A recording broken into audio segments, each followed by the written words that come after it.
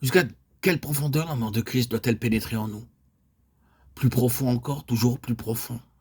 Lisez Colossiens 3, 2, 3. Affectionnez-vous aux choses d'en haut, mettez votre cœur dans les choses d'en haut, et non à celles qui sont sur la terre. Car vous êtes morts, et votre vie est cachée avec Christ en Dieu. Si profondément que notre vie sera vécue dorénavant dans le ciel, avec Christ en Dieu. Telle doit être la suite normale de notre expérience. À mesure que la mort de Christ agit et retranche plus profondément en nous, la vie d'union avec lui doit se fortifier.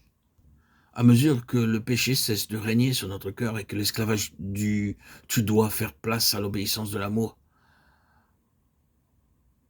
à mesure que l'âme est de plus en plus dépouillée de toute confiance en quoi que ce soit hors de Christ, ou insidieusement ajoutée à la perfection de son œuvre pleinement accomplie et achevée au calvaire, le croyant découvre alors que sa vie est de plus en plus vécue dans le ciel.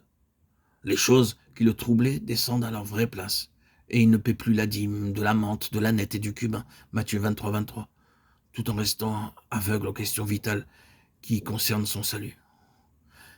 Et frères et sœurs en Christ bien-aimés, posons-nous la question, jusqu'à quelle profondeur doit agir cette mort? Ah, si profondément que désormais le cœur est attaché aux choses d'en haut, et non plus à celles qui sont sur la terre. Il n'a pas fallu de grandes luttes pour en arriver à lâcher ces choses terrestres.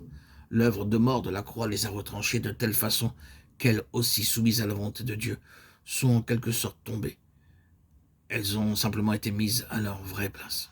Ainsi, nous voyons qu'une véritable communion avec Christ dans sa mort nous dépouille de tout fanatisme, de tous les extrêmes, de tout ce qui n'est que le produit de la chair et non de la vie nouvelle d'en haut. La lumière du ciel, projetée sur les choses de la terre, nous fait voir ces choses à leur vraie valeur. Il nous enseigne le chemin à suivre pour marcher selon Dieu dans l'esprit.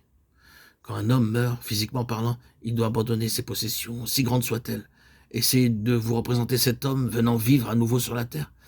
Ne croyez-vous pas qu'il envisagerait les valeurs sous un angle totalement différent et que tout aurait changé d'aspect à ses yeux? Spirituellement, c'est exactement ce que le plan de Dieu a prévu en identifiant le pécheur à son sauveur sur la croix.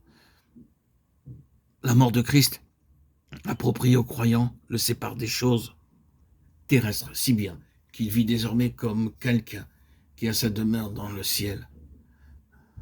Jusqu'à quelle profondeur la croix ira-t-elle? Touchera-t-elle à vos vêtements, à vos ambitions, à vos biens? Ce n'est pas tellement de remporter la victoire à l'égard de ces choses qu'il s'agit, mais plutôt de mourir à chacune d'elles dans la mort de Christ. Mais plus profonde encore doit être le cri de notre âme. Ouvrons nos Bibles à 2 Timothée 2, 9, 1. J'endure des souffrances comme un malfaiteur, j'endure tout pour l'amour des élus, afin qu'eux obtiennent. Cette parole est certaine, car si nous sommes morts avec lui, nous vivrons aussi avec lui.